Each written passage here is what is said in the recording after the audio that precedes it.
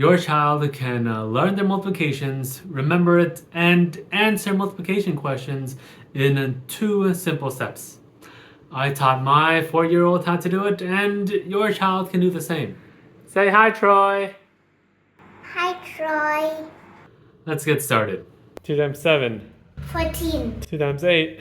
16, 2 times 9. 18, 12 times 9. 108, 12 times 11. 132, What's 12 times 12? 144. But before we get started, we need to talk about how the brain actually learns information. Right? And it learns it in 2 simple steps, right? Receptive and expressive. So receptive learning is when someone is learning something and storing it inside their brain. That is usually done when someone is watching something or listening to something. Expressive learning is when they are using that information to either write it out or apply it to something that they know. Now, almost every student over the 3rd grade has learned their multiplication problems. But the problem is, if you ask them random multiplication problems, they probably won't be able to answer you because they haven't built the neural network to relay that information back out to you. It's kind of like you learning a new language. You can learn something over and over and over again over years at a time, but if you never practice it, you will never be able to speak another language. So in today's 2-step method, we are going to teach our child to memorize the multiplication tables and learn how to answer the questions when they are given a multiplication problem. So let's get started. So step 1 is to ask your child the multiplication questions in order from the 2 times table all the way to the 12 times table. And you can do this like this. Troy, what is 2 times 1? 2 times 1 is 2, What's 2 times 2? 4, 2 times 3? 6, What's 2 times 4? And so on until they get to, oh, what's 12 times 11? 132, What's 12 times 12? 144. Yeah! All the way through, that should take you around 30 minutes to an hour. Now, this does 2 very powerful things. The first thing that it does is that it builds the receptive learning and the expressive learning all at the same time. What do I mean by this? When you ask your child what is 2 times 1, they say 2. Right? What is 2 times 2? They say 4. What does that do? It helps the child learn their multiplications, but it also builds the pathway for them to use the information and verbally speak it out.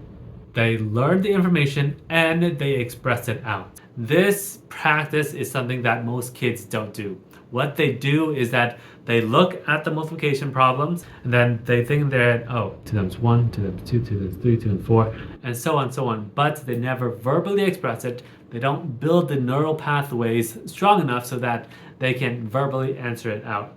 And that is why most kids have a problem with their multiplication problems. The second thing it does, the second thing this does is that it builds up their confidence. They are able to go through the entire multiplication problems the whole way through and they would be proud of it. Right? And why are they proud of it? Because you are going to congratulate them, you are going to give them positive feedback every time they get things correct. They need positive reinforcement. They need to know that they are not bad in math. Math isn't that hard. They are not bad at it. They just need practice. They need someone to believe in them. They need someone to think that they can do math. And then they will think that they can do math. And then guess what? They will do more math and then they will get better at it. Right? If they think that they can't do math, they will do less math and they will get worse at it. Now remember, keep this light. Do not shame them for not knowing what 3 times 8 is. Do not shame them for not knowing what they should be knowing already. No. If they don't know the problem, just tell them the answer. What's 12 times 3? 36, What's 12 times 4? 48, What's 12 times 5? 56, No. What's 12 times 5? 60. 60, What's 12 times 6? 72, What's 12 times 7? But chances are, if they're old enough, they should be able to figure it out by themselves. If they don't know, give them the answer. This will build up their confidence and they will be able to do things very, very well. Now, and the second step is pretty easy. You just use flashcards. If you don't use flashcards, then just ask them random multiplication questions. What is 6 times 7? 6 times 7 is 42. What is 8 times 4? 8 times 4 is 32. What is 6 times 6? 6 times 6 is 36. Good job, Joy! This will build up their habits that they need to answer multiplication questions in random order. Now, if they are not comfortable with random multiplication questions, then go back to step 1. Ask them the whole thing in order again until they feel comfortable with it.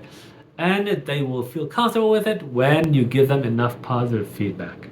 If you and your child go through the entire multiplication problems in one day, your child should be able to learn the multiplications in 2 months. Don't pressure them, keep going little by little, and by week 5, you guys should be seeing some major improvements. Let me know how it goes, and see you guys next time. Bye.